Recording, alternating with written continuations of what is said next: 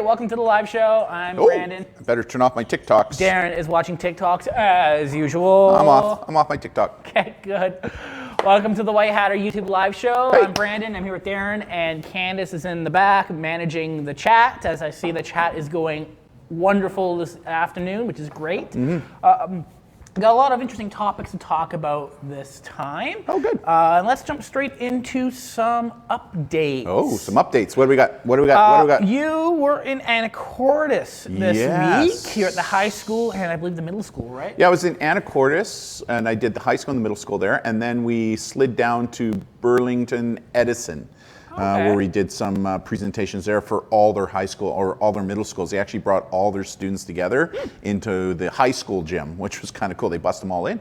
Had a really good presentation there. It was a good road trip. Yeah, good road trip last week. You? I was at Excalibur Academy here in Victoria, BC. It's kind of cool, that we have a special educational facility like that. Yeah, for like arts and that type of thing. So like, really cool. Like STEM kind of stuff, Yeah, right? kind of. Science, technology. Yeah. Very cool. So that was a lot of fun. Kind of like the light color in the background. You kind of got a mixture of blue on the top and purple on the bottom, kind of thing. We're kind of matching the colors for this topic here that we'll talk about here in a little bit. Message. We'll talk about that here in a little bit. I see Candace did a little bit more decorating on the set this time. Like I see a plant there that wasn't there last time. Oh yeah, I do see a plant. Yeah, right beside circle, I wasn't there send before. Message. Yeah, oh, cool. Yeah, nice. What else we got going?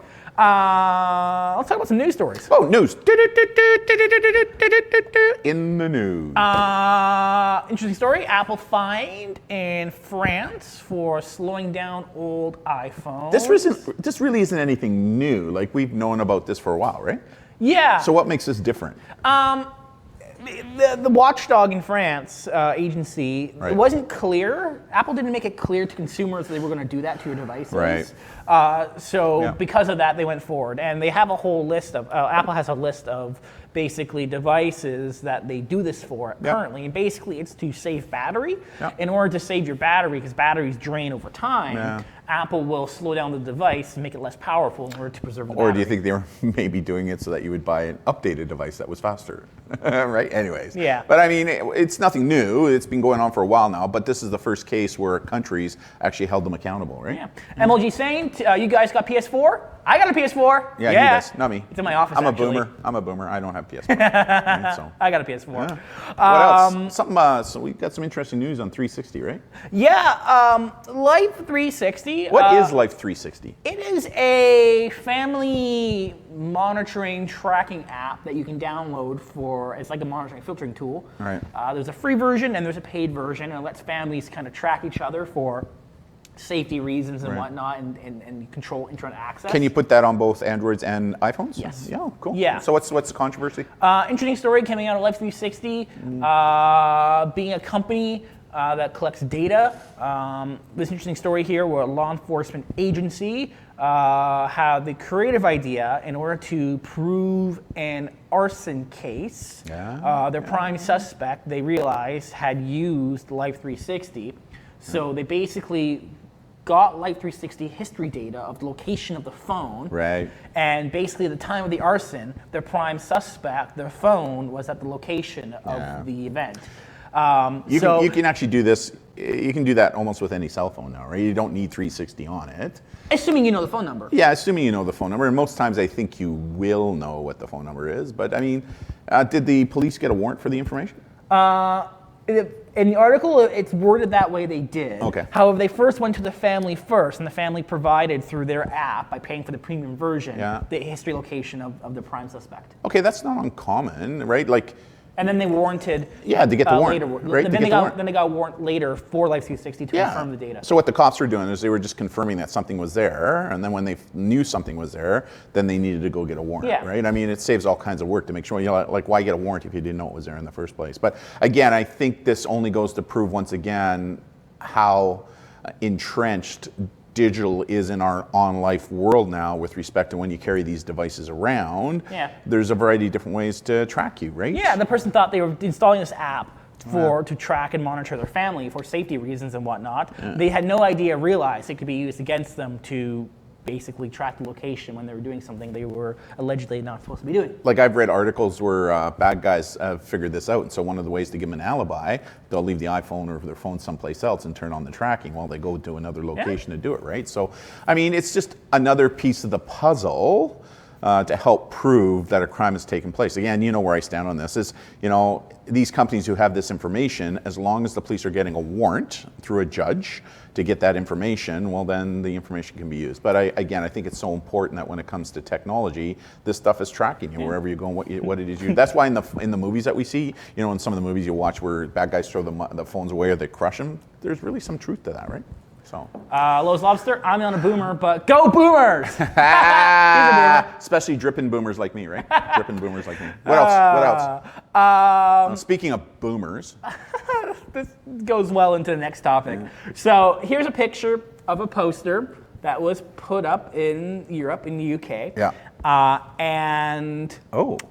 Courtesy of a Twitter user who found this poster, took a picture of it. Yep. And basically this poster is talking about if your kids have any of these things on their computer, they might be a computer hacker and you should take caution steps.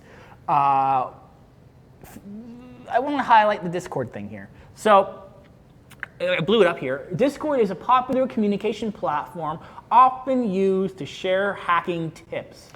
Oh my God! Like, do they not understand that it's not just Discord? It could be Facebook, it could be Instagram, it could be Snapchat, it could be messaging, it can be Reddit. I mean, there's all kinds of different ways that it's going on. But to single out, like, why are they singling out Discord? I'm just like, first thought comes to my head is okay, boomer, right? Like, come on, right? Like, it's.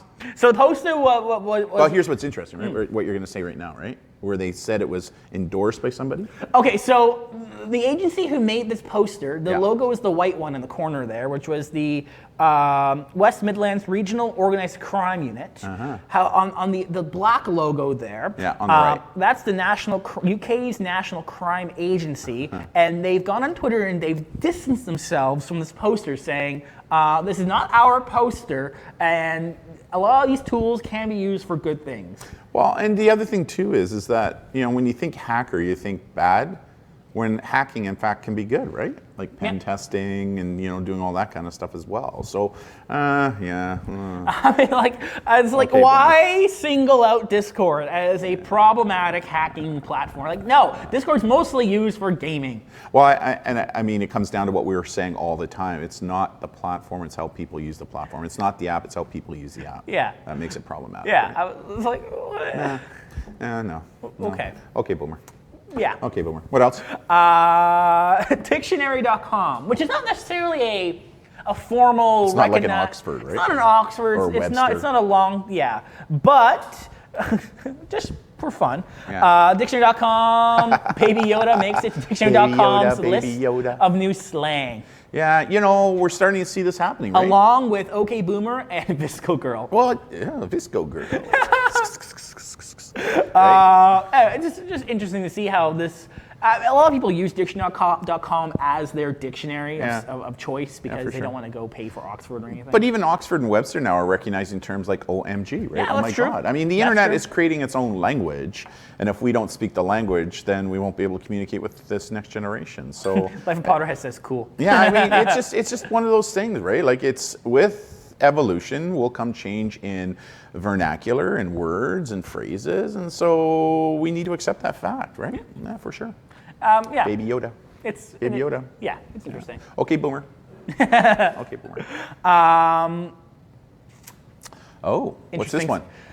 FTC orders Apple, Google, and other tech giants to hand over acquisition information. So background on this one. So big companies like Apple, Google, Amazon, all these big companies, they oftentimes buy up all these smaller startups to build the portfolio and use their technology into their systems to either grow the systems or to cut competition before it gets too big. So I go ahead.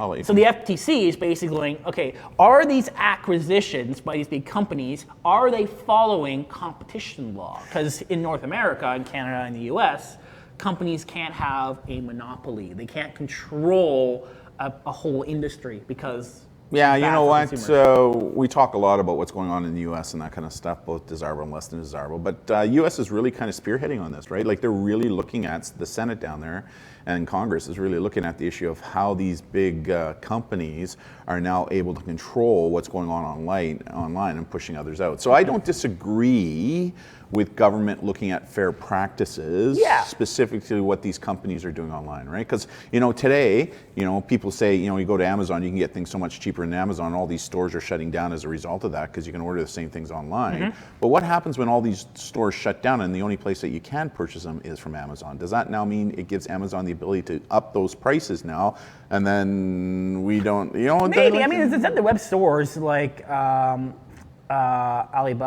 That's the one, right? No, that's Pizza Place. Alibaba, isn't that kind of like a pizza place? That's a pizza place. Alibaba Pizza. No, it's there's like Newegg has an Amazon competitor for like tech-based things. Yeah. There's other web purchasing platforms out there. I love competition because competition, I think, is what is best for the consumer because it drives down pricing, right? So what I do think is happening now, though, is these big tech companies are buying up these smaller companies and kind of minimizing that to a degree, and I don't necessarily agree with that. I understand why they're doing it from a business standpoint because it helps their shareholders, right? For sure. But I do think that we need to look at it deeper, and I'm actually happy to hear that the FTC is looking into it, right? So, everything should be fair. I agree. Fair. What else? Mac threats are growing faster than Windows counterparts. Interesting sort of opinion from HelpNet Security and one of their contributors talking about how they've seen an increase in Mac-based viruses and malware and threats. Obviously because, well, more and more families and households have Macs than Windows compared to 20 years ago. It's kind of funny. We were in a big chain store, I'm not going to mention who, and I was buying something, and I know I'm not going to mention who, and I was buying something, and I heard one of the salespeople, a person was looking at buying a new MacBook, right? And they said, should I get virus protection on my computer? And the store employee said, well, no, you don't have to worry about that with Macs because Macs aren't prone to viruses and malware and stuff. And these numbers show differently. I know. I thought, OMG, give your head a shake, right? Like, no, we're primarily Mac based, right? We got PCs, but everything we own is basically Apple. We're streaming on a PC. Yeah. Macs can't do everything. No, they PCs can't. are very customizable. In order for this show to be what it is, we need a PC. Yeah, I'm not saying you can't do it with a Mac. One of the more powerful ones that they have out now. No, even then there's limitations. Is there? Yeah, in terms of what we use and certain cards we use in that system. So, but it's the issue now is for those people who are Mac owners out there, you need to get proper malware protection on your devices because as per this statistic and the research that's going on now, it's showing that they're under attack. Why? Because they're becoming so popular. Yeah. So it's a good idea to bring it to the attention of our listeners and our watchers and stuff for sure. Yeah, especially for those of you who are Mac users. Hey, I hear there's some controversy going on over right now with Ancestry. Ancestry.com. They're the company that they're like collecting DNA evidence now, right? Any DNA company is in an interesting situation nowadays because they have all this data on our DNA. And the question is... And some of them are now selling it to pharmaceutical companies for a profit, and we're not getting any kind of kickback on it either, right? That's true. Yeah. Ancestry.com fighting U.S. government feds by trying to get DNA data. However, in the recent case, yes, there was a request by U.S. government to Ancestry in order to get information. DNA information. Latest request they denied, but there have been requests in the past where they did fulfill the requests for information. I think these companies have put themselves in a position where this is going to happen more and more, right? Because as a law enforcement officer, if I knew that Ancestry had DNA on a potential suspect I was looking for a significant crime like a murder, well, they got to expect that they're going to get a court order to do that. Now, what's going to finally happen is this will make its way through the courts in the United States and Canada, where these companies are going to fight it, because like it or not, they're under a huge amount of pressure from the public over privacy issues, right? You're collecting this very private information, and what are you doing with it? And so they're under the spotlight now as a result of that. So I think what's going to happen is this is going to hit the courts. It's going to go all the way through the Supreme Court, and 3, 4, 5 years from now, we'll finally get a decision to say, hey, listen, if a company has this stuff in their data banks, if a police department has a warrant to get that information, that you either are allowed to do it or you're not allowed to do it. So it'll be interesting to see how the law develops in this field. But right now, I mean, the issue is that I would never do one of these DNA testings at this point in time. Yeah. Like I'm just not. I'm not going to do it. Like if there's any, we keep talking about personal information. There's nothing more personal than our DNA. Yeah. And what these companies are now doing, and we now know that, is they're collecting it and they're selling it. The pharmaceutical companies, right, to develop these drugs, which is making them a profit off of our DNA, right? Like that's just not on. Thoughts? I agree, and it also comes down to selling, and we've seen reports of some of these DNA analysts and collection companies. They partner with data selling companies, which then take data as a third party, which is in their terms of service. But most of these data companies say in their terms, they do share data with third parties. They won't tell you what third parties, but a couple of researchers have figured out that some of these third parties are data selling companies. Go figure. Which then the data could be sold to anyone. Go figure. So. Right, go figure. Nothing's ever free. Nothing's ever free. Well, here's the thing. Even when you Ancestry.com, you got to pay for it. Yeah, but and here's the interesting thing on this, right? Like I have no doubt that by selling this DNA to pharmaceutical companies, it's going to help those companies find cures for things like cancer. Like there's no doubt about it. Potentially. But if that's happening, if somebody's going to use, if I have something special in my DNA that now helps to a pharmaceutical company to create a drug to help cure the issue, then don't you think as the person whose DNA they're using to do that should also have a part to play in the profit? You would suspect. You would suspect, right? Like, so therein lies one of the things that I disagree with, right? So anyways, but I personally, I would never, ever, ever send in my DNA for DNA analysis and stuff. If there's anything more private than our DNA, I don't know what it is, right? Yeah. So unless it's a company that's clearly set in the privacy policy that even period then, in the story, even then, data's not get stored. The only time I would ever allow my DNA is if I'm actually doing it for a medical reason, right? Through a medical doctor, and where they have to look at my DNA maybe for cancer treatment issues, because again, for cancer, they're looking at DNA and helping to find drugs, and that makes a lot of sense to me. But when companies like Ancestry.com and 321.me or whatever, 23andMe, 23andMe, these are companies that are asking you for this information for one reason. They want to collect it and they want to profit from it. Right? Yeah, they're going to give you something in the background saying, your ancestry was England and all that. Big deal, right? Like, but really what they're doing with it is they're storing it, they're selling it, and they're making big bucks off of it. Yeah. So I'm not on with that. That's just call me a boomer if you want. No, I agree with you. Okay, good. I don't think that's that's very much of a. I'm not a Zoomer. No, you're a millennial. I'm a millennial. You are a Gen Xer. Okay, Xer. Xer. Okay. Xer. All right. All right. What else we got going? Life Potter in the comments says, Canis should make a text channel on Discord on how to get Brandon to get Disney Plus for you. Oh boy, I'm telling you, some of these followers of ours are putting a lot of pressure on you to get that. It's can't. Oh, you know what though? But be honest, you said it best earlier before we started in our Instagram chat that we were doing. You said, they're still at its infancy right now, and maybe there's not a lot of really good stuff in there. Maybe wait a year until there's all kinds of good stuff in there, and then get it. Yeah, there's one original. But only if she's being a good girl. All right? She just said, I'm always good. If Disney Plus comes out with more, better primary content, right? Yeah, maybe. Yeah. But right now, it's growing. Yeah. I get it. Yeah. I get it. Yeah. I mean, they don't. Right now, you have Netflix, you have Prime, you've got all kinds of other ones on there, right? Yeah, it's competing. I mean, yes, Disney Plus has lots of Marvel movies, but not them all yet. Yeah. Because Netflix still has some agreements with Netflix own usage of Marvel movies. Hey, I've got a question for you. Traditional cable TV. Yeah.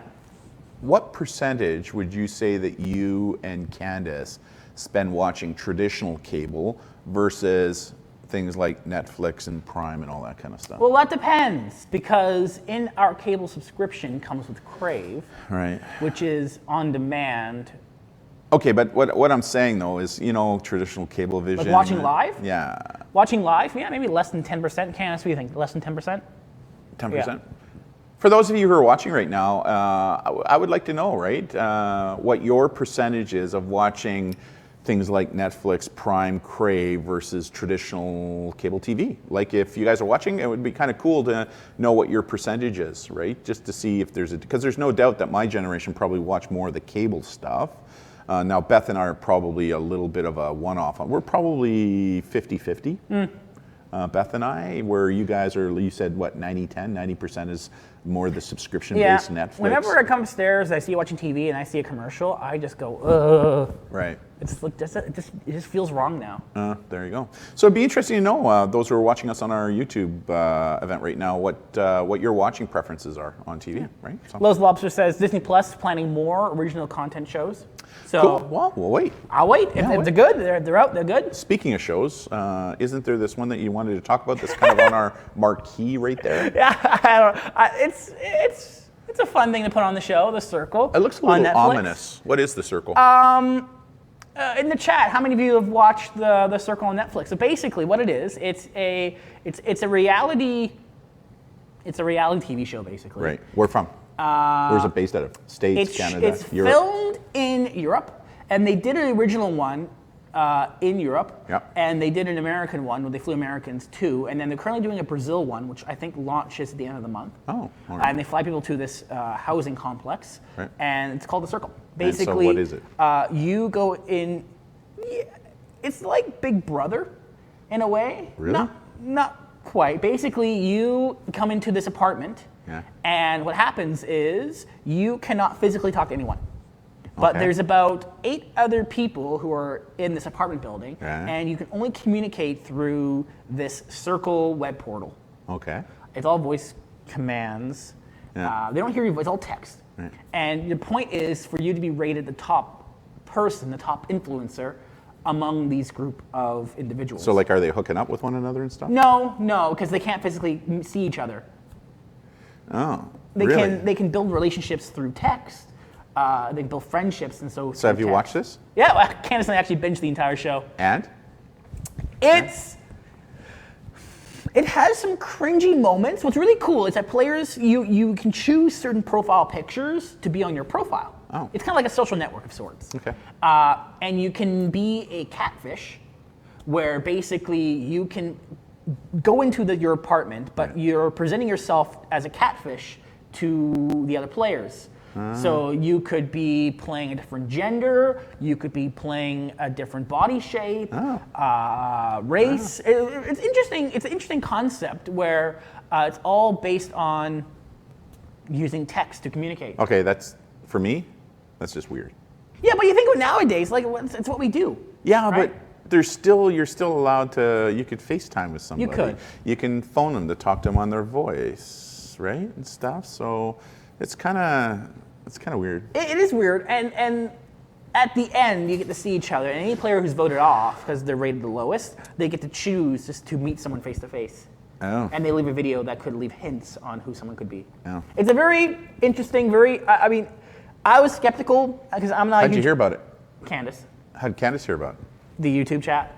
Oh, and, YouTube chat. And the Instagram chat we did a couple weeks ago. Oh, really? Yeah, people were talking about it on our Instagram Live a couple weeks ago. Oh. So I was like, it's kind of an interesting concept. All right. And we binge. I mean, I was skeptical to begin with.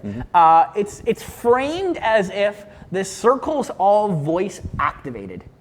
Oh. But it's actually a whole team of people across the road who are watching and recording everything live for 24/7. That's just bizarre. It's weird. So there isn't any magic. It's not a advanced artificial technology system, although it's presented that way. All right. But it's all someone listening 24/7 and typing for you as Gotcha. you go. Circle, send message to Darren. Hey Darren, how was your day today? Can you imagine if an alien species all of a sudden sees that in space as who we are as humanity? If an alien spaceship lands, and it just happened to land on the Circle complex. Did you hear that the SETI, right, the thing that's run by NASA looking for extraterrestrial life out there, they've finally been able to record radio bursts that are happening at specific times now, which means that it's not just noise, it's actually, they believe, man-made or thing-made, right? Life-made. Pretty cool, eh? Really? I mean, the Earth goes around in a certain I'm telling you, pattern. They're really excited about it. Like ET's out there. ET phone home. Couldn't it just be like a rock that's moving around gravitational pull? No, it's constantly... it was radio bursts, actual designated radio burst over a specific frequency. It's natural. Like it's not made by something in the not. What's the word I'm looking for? Candace, help me. Like it's like man-made or thing-made or entity-made. It's not something that just happens out of randomness. The chat's going, yeah, aliens. Yes. S-E-T phone home. I love. You got to think about it. Think about space. Yeah.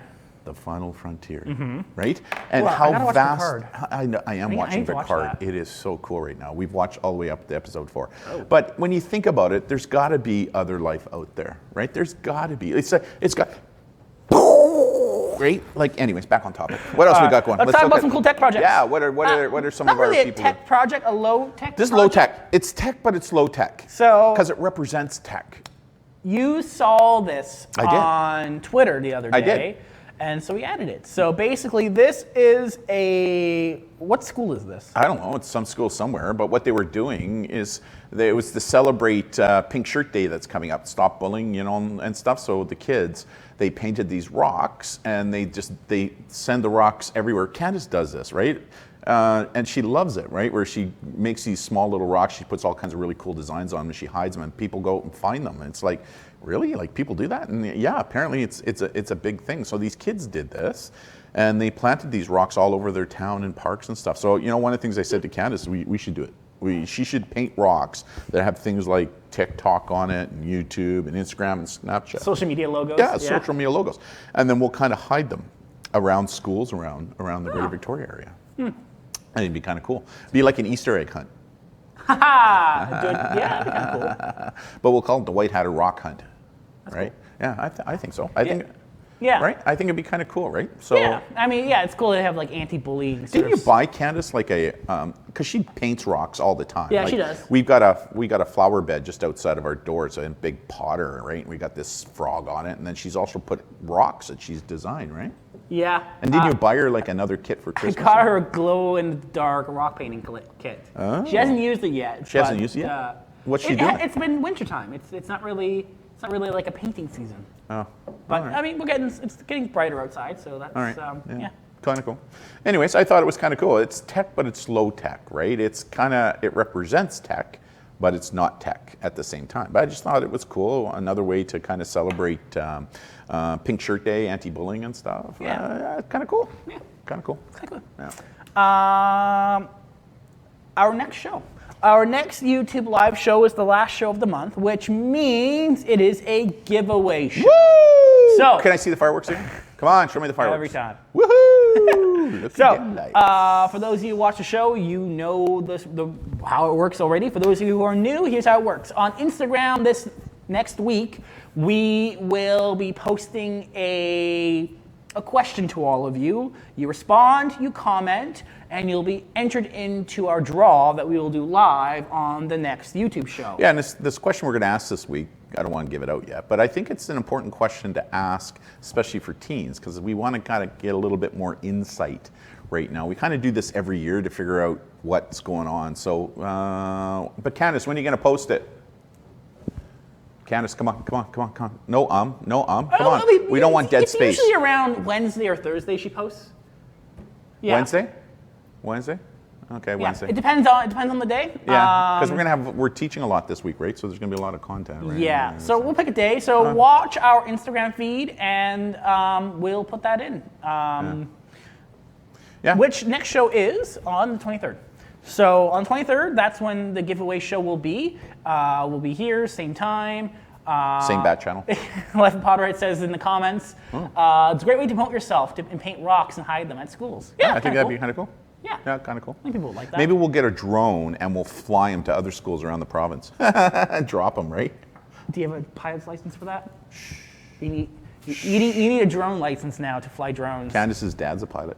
He is a pilot, right? true. So, yeah. And we have a Facebook one coming up soon too, don't we? Yeah, so next week, so after the live show next week, we're going to be doing a Facebook live show. And Darren and I kind of agreed in our Instagram live show. So we're going to do it on the 23rd? On the 23rd. Okay. So it's going to be 12 o'clock Pacific time. We're going to be doing our Instagram live. Right. And then at 1 o'clock, we're going to be doing our YouTube live. Yeah. And then at 2 o'clock, we're going to be doing our Facebook live. And I'm looking forward to the Facebook live. That one's going to be really interesting. I'm a little heated this week, right? If you watched our Instagram live, you know what he's heated about. So check that out on our Instagram page. Well, we might as well kind of share it a little bit here, is that we listened to a PhD talking to parents this week, and he talked about how his research that he was using, which was extremely dated, that kids who play games, live action first player role playing shooter games is what he liked to say,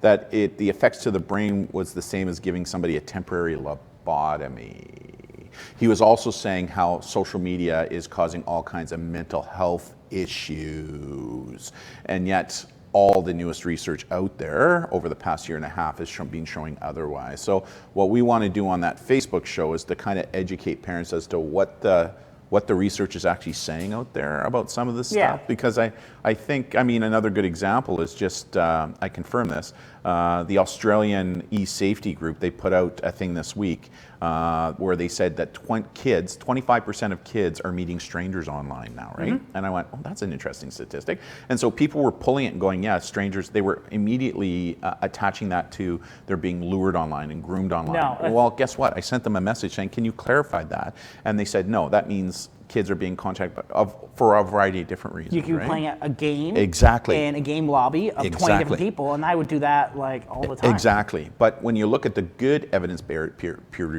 research that's out there, the most current one, which was from 2018, is showing us that only 1 in 9, or about 11%, are being targeted online for sexual exploitation. Yeah. So it's a smaller number, but it's still an issue. It's still 11% that shouldn't be happening. But again, I find that there are some special interest groups out there using that 25% and some other data, and they're skewing it to cause this juvenoic moral panic. Life of Potterhead says, I have mental health issues, and social media video games have helped me. Exactly. And that's there can be some positives, there can be some disadvantages, but there can also be positives. Yeah, and it's context dependent. It is, and so that's what the Facebook show is going to be all about next week. And Brandon and I actually wrote a question in a medical journal, where there was an article printed in a medical journal this week on looking at mental health in social media.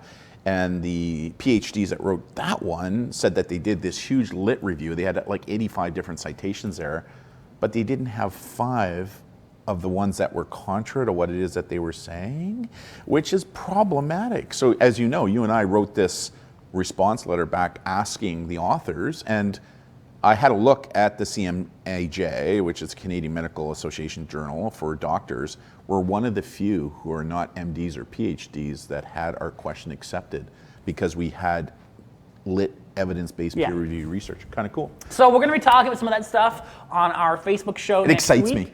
It excites me. The format's gonna be different than what we did last time, and what the show is. We're gonna be playing around with different formatting types, but it's gonna be a lot of fun. It's about educating and bringing balance, right? Again, we're not saying that there aren't some challenges with social media. There are, right? But again, it's all about understanding balance of what the research is actually saying. Lowe's Lobster says, my sister's best friend is someone she met online.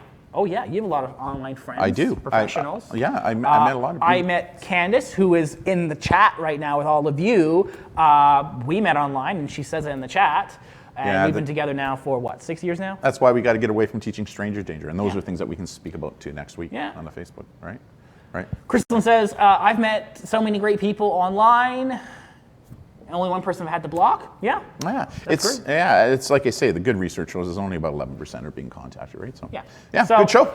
We'll see you all next Sunday. Is going to be a very busy day, but we love those days. Last Sundays of the month are always a lot of fun, and we look forward to talking to all of you. And remember, the giveaway is going to be on that show as well. Stay tuned on Instagram. Instructions will be there for the question. Respond. You'll get entered in for the draw to win some awesome White Hatter swag. So, on behalf of Darren, hello. Brandon and Candace in the back, thank you so much for joining us, and we'll see you next Sunday. See ya, bye, bye. everyone.